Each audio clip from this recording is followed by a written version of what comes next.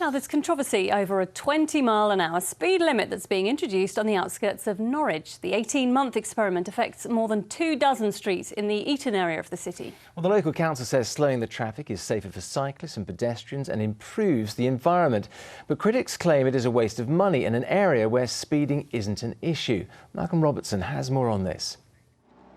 The signs are going up, which means the speed should be coming down. From midnight, an 18-month trial started, 20 miles an hour on a number of streets in the Norwich suburb of Eaton.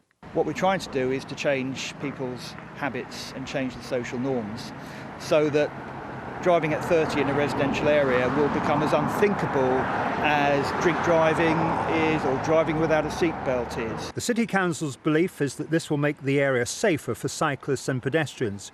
Local people said they didn't want the traffic calming measures that are in other parts of Norwich.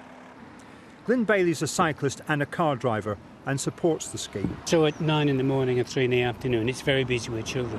So I think it would be a good idea to have a lower speed limit there. So why not have it all the time?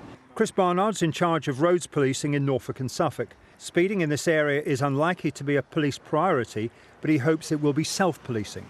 From experience, what we tend to find is that a large majority of drivers will comply to that and will understand it, and actually it may well be a change of mindset as well, in terms of the fact that there's a reason the 20-mile-an-hour zone is here, and that is for road safety. Taxi driver Carl Robinson says it'll mean longer journey times for those in his business, but he believes the benefits outweigh the disadvantages. We'd have to adjust our times to take that into consideration, but we're not talking about a lot, maybe 2 or 3 minutes more on a journey, but the environmental side of it as well as the safety side of it is paramount, I believe. I spoke to those involved with St Andrew's Church in Eaton. The vicar says local reaction is mixed.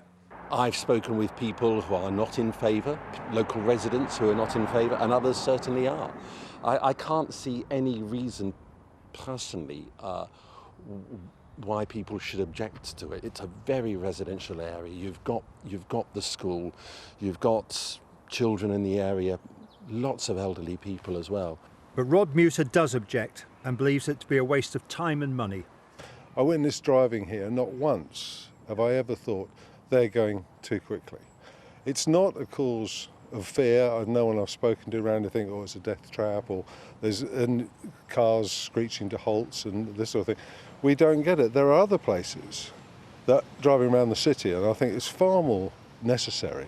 Speeds will be monitored over the next months with a full review of the whole experiment next year. Malcolm Robertson, ITV News, Eaton. Well, Malcolm joins us from Norwich now. This scheme certainly seems to be dividing opinion, Malcolm.